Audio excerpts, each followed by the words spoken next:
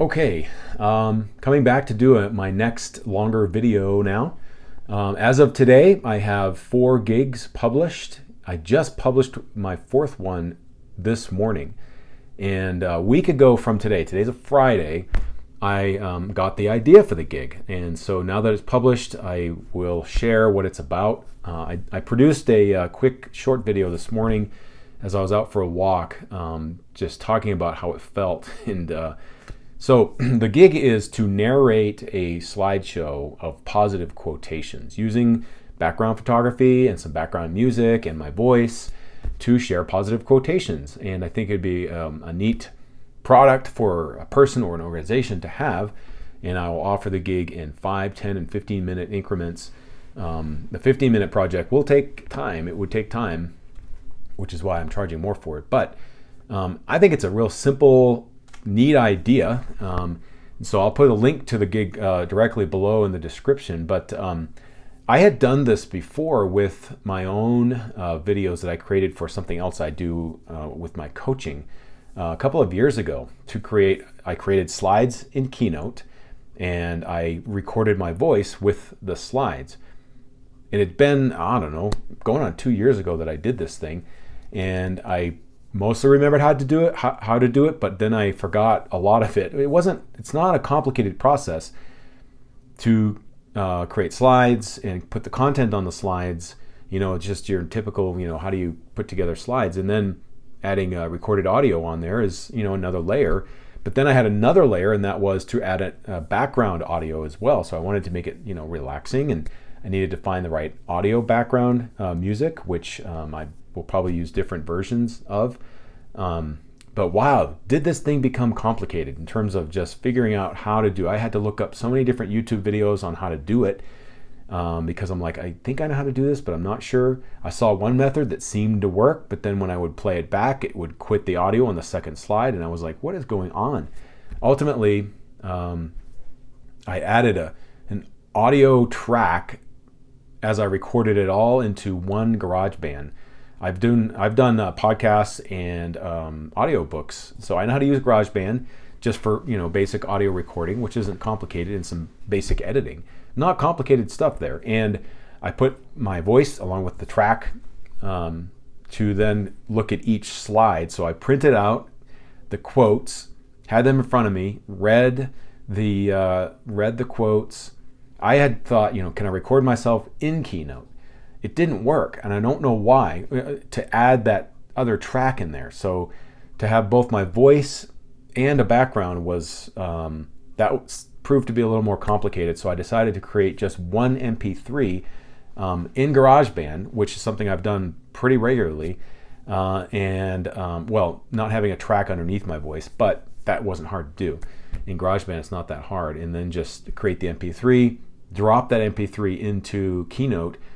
So I did all that, and then when I went to upload the sample, it said that the file was too big. I had 10 slides, it was 102 megs, and it was over 75 seconds. And so I reduced it to 5 slides, and the size of the file is quite small, or small enough, because I only recorded it in 720p. So the gig itself will offer 1080p, and I'll give what I'll offer in the gig is going to be the original Keynote file. If they want PowerPoint, I can do that as well. A PDF, and of course the actual movie, which includes the audio as well. So that's what I'm going to offer with this gig. It was just, I had to persevere, was my big lesson on this. I just had to do this with some cheerfulness and not get upset about this, and even a sense of humor, because when one more thing popped on there to not be able to do, I just had to laugh. And it was like, are you kidding me? But whatever, I know I can do this. It's not impossible, and I finally did it. And I think I've been reading this book, The Obstacle is the Way, by Ryan Holiday. I'm being introduced over the last couple of months to Stoicism, and it's just, the basic idea of Stoicism is an approach to life is that life comes at you, and you don't react, you respond, and that implies taking the time to think and not let things get to you, and you're not living emotionless, but you're not letting emotions rule the day or rule everything. I'm slowly learning this, and this has proven this last week to actually do it. So kind of my lesson learned is, for anybody who wants to learn freelancing, if you're in your 50s, you're retooling your profession or whatever it might be, one thing I'm learning right now, be freaking patient. Be patient.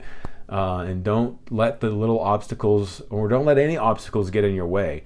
I feel like this could be a good gig, and I want to be able to share it and be able to get people to just have some positivity in their life using creativity with my voice and a background and some slides. And everything I'm using are tools that I already have. I'm not paying any extra money. The price I've been paying is time, and I'm learning amazing lessons with this. So now I'm 4 gigs in.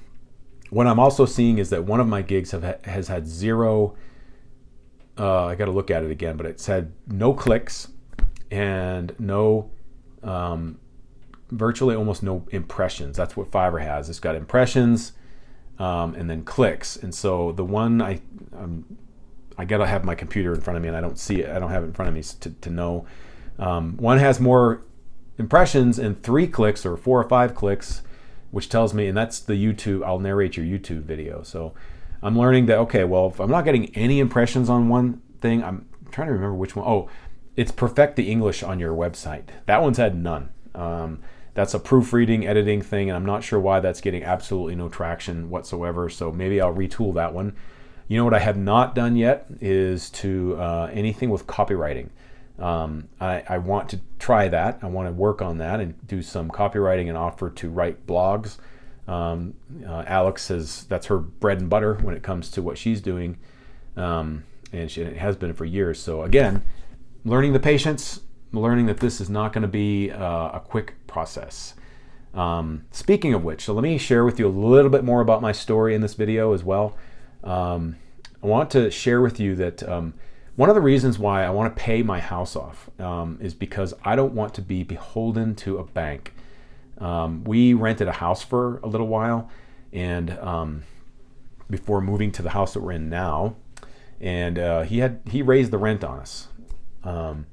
And when we finally moved into this house, this is the year 2022, we moved into this house this coming September. Right now it's July, and this September it's going to be, since 2015, what is that, 7 years since we moved into this house. And but we had been about 5-6 years once we moved into this house not owning a house. One of the reasons, the reason was because 2 things happened to us a number of years ago. We had a number of things happen to us where we moved out of a house to move into another house without having sold the first one. That was a mistake, but at the same time, we figured we could sell this house pretty quick.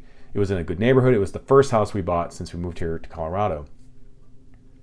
It was a mistake to do that, though. We really shouldn't. We wanted to scoop up this property we found, which was actually bumped up to this neighborhood, but in a different part of where we live in Colorado, that it's not incorporated.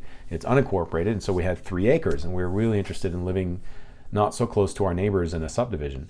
And so we found this place, and we got it, and didn't sell the other house. Long story short was we ended up having to foreclose on this house because we had some renters in the house that we couldn't sell that didn't pay rent for about 9 months.